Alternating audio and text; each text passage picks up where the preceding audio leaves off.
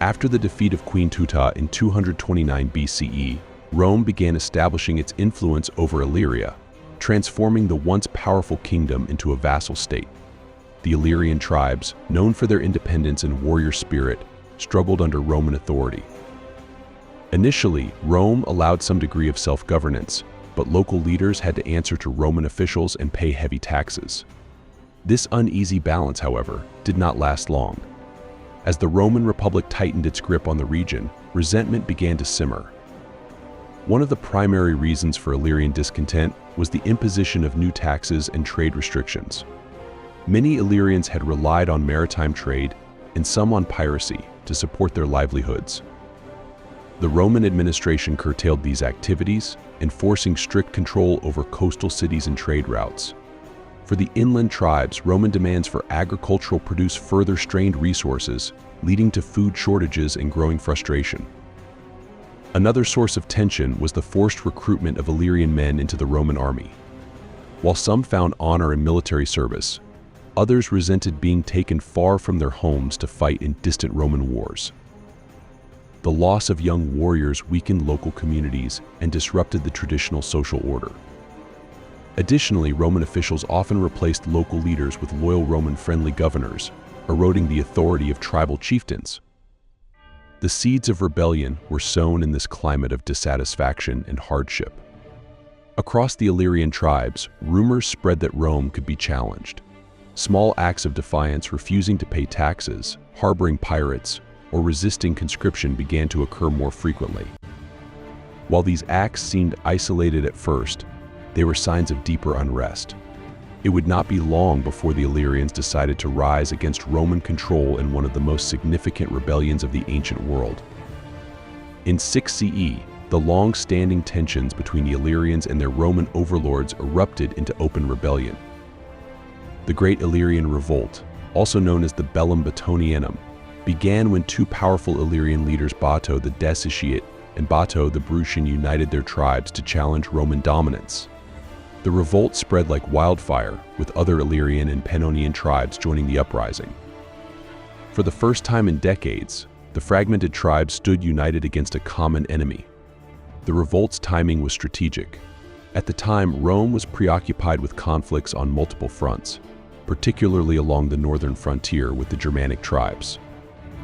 The Illyrian rebels saw this as an opportunity to strike, believing that the overstretched Roman legions would struggle to suppress the uprising. The rebels aimed to liberate their lands from Roman rule and restore their traditional way of life. The Illyrian strategy was both tactical and brutal. The rebels attacked Roman outposts, destroyed supply lines, and ambushed Roman legions traveling through the mountainous terrain. The Illyrians, familiar with the rugged landscape, used guerrilla tactics to their advantage, striking swiftly and retreating before Roman reinforcements could arrive. These tactics caused significant losses for the Roman army, which was unprepared for such a coordinated and fierce rebellion. As the revolt spread, several Roman garrisons were overrun, and Roman officials fled from the region. Coastal cities also fell under rebel control, cutting off Roman access to crucial Adriatic ports. The scope and intensity of the uprising shocked the Roman Senate, forcing Emperor Augustus to divert troops from other regions to quell the rebellion. What began as a local insurrection had now escalated into a full-scale war, threatening Roman control over the entire Balkans. The success of the Great Illyrian Revolt was due in large part to the leadership of two commanders, both named Bato. Bato the Deciate led the inland tribes from the mountainous regions of what is now Bosnia and Herzegovina. His deep knowledge of the terrain allowed him to orchestrate devastating ambushes, frustrating the Roman legions. Bato was known for his strategic brilliance and ability to inspire loyalty among the tribes under his command. Meanwhile, Bato the Brutian commanded forces from the Pannonian region, located to the north of the Adriatic. The Bruci were a fierce tribe, known for their cavalry, which proved instrumental in several battles. Bato the Brutian's forces managed to cut off key Roman supply routes, leaving several Roman garrisons isolated and vulnerable to attack. His leadership helped extend the revolt beyond Illyria, drawing in other tribes from the Pannonian plains. Although both leaders shared the same name and vision of liberation, They had distinct strategies. Bato the Dissitiate focused on hit-and-run tactics in the mountainous regions, while Bato the Brutian sought to expand the rebellion into Pannonia. Their combined efforts stretched Roman forces thin, forcing the legions to fight on multiple fronts. This cooperation between the two leaders was a rare example of unity among the Illyrian and Pannonian tribes, demonstrating their shared determination to overthrow Roman rule. Despite their success in the early stages of the revolt, the alliance between the two Batos was not without challenges. As the war dragged on, disagreements arose over strategy and leadership. These tensions would eventually weaken the rebels' cohesion, but for now, the two leaders remained focused on their goal of driving the Romans out of their homeland. The initial Roman attempts to suppress the Great Illyrian Revolt ended in disaster, with several legions suffering heavy losses. Recognizing the severity of the situation, Emperor Augustus appointed his stepson, Tiberius, to lead the campaign against the rebels. Tiberius, an experienced military commander, knew that conventional tactics would not work against the Illyrians. He prepared for a prolonged and brutal campaign, determined to crush the rebellion at any cost. Tiberius understood that the mountainous terrain gave the rebels a significant advantage. To counter this, he reorganized his forces into smaller, more mobile units capable of operating in difficult terrain. He also recruited auxiliary troops from neighboring regions, including Thracian and Germanic warriors, to supplement his legions. These forces were familiar with guerrilla warfare, making them effective against the Illyrian rebels.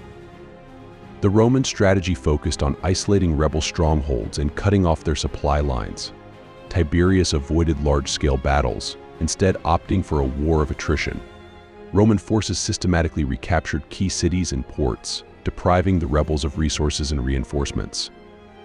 As the campaign dragged on, the rebels began to suffer from a lack of supplies, forcing them to retreat deeper into the mountains. Tiberius's campaign was marked by brutality. Roman soldiers burned villages, executed captured rebels, and took hostages to force the Illyrians into submission. Despite these harsh measures, the Illyrians continued to resist fiercely, determined to preserve their freedom. The war would stretch on for years, becoming one of the most difficult and costly campaigns in Roman history. As the Great Illyrian Revolt progressed into 8 CE, the tensions between the Roman legions and Illyrian forces culminated in a significant confrontation at the Brigolnica River. This battle would prove to be a turning point in the uprising, as it was one of the largest and most decisive engagements of the conflict. Tiberius had amassed a substantial force, confident that he could crush the Illyrians once and for all. Meanwhile, the rebels, united under the leadership of the two Batos, prepared for what they knew would be a pivotal moment in their fight for freedom. The battle began at dawn, with Roman legions advancing in tight formations, relying on their discipline and superior weaponry. Tiberius had studied the Illyrian tactics and attempted to counteract their guerrilla warfare by using his cavalry to flank the enemy. However, the Illyrians had fortified their positions along the riverbanks, making it difficult for the Romans to maneuver.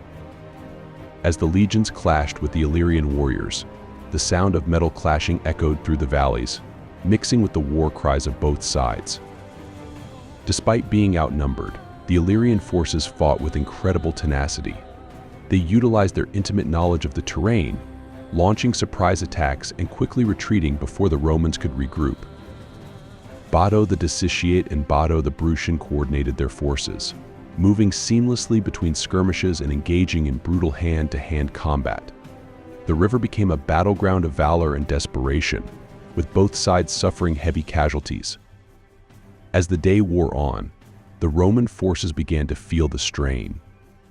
The unyielding resolve of the Illyrians took its toll, and Tiberius's carefully crafted plan started to crumble.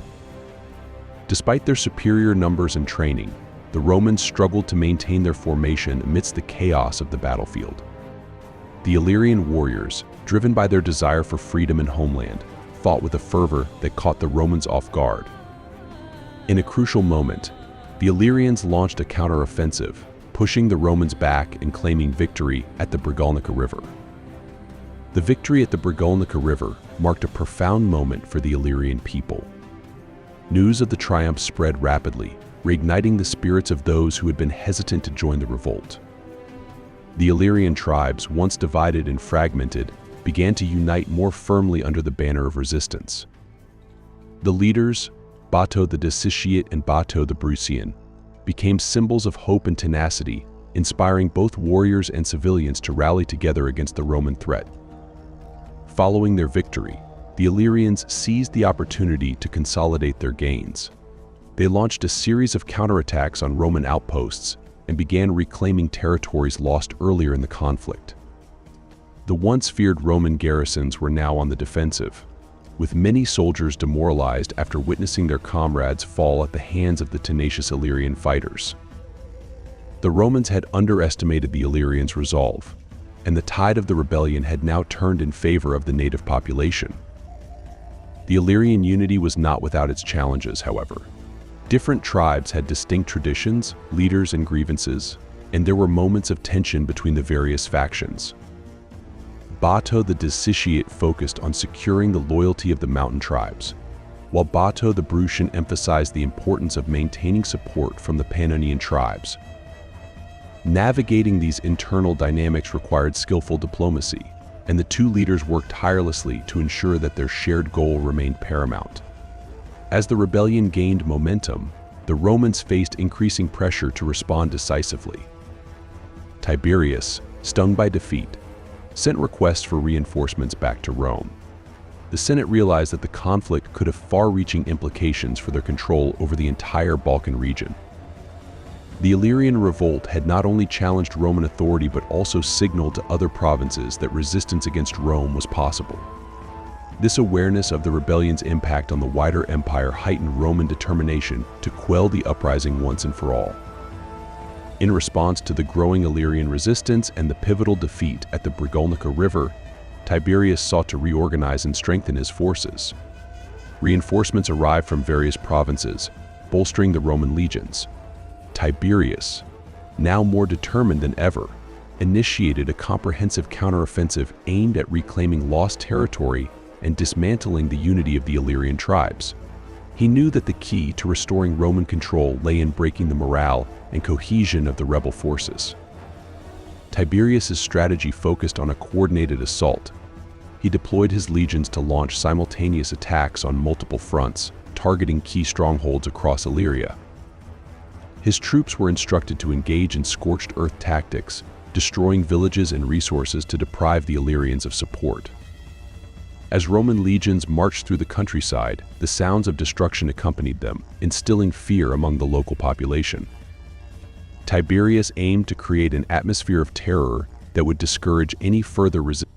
The Roman forces advanced through the Illyrian landscape, encountering fierce resistance at every turn.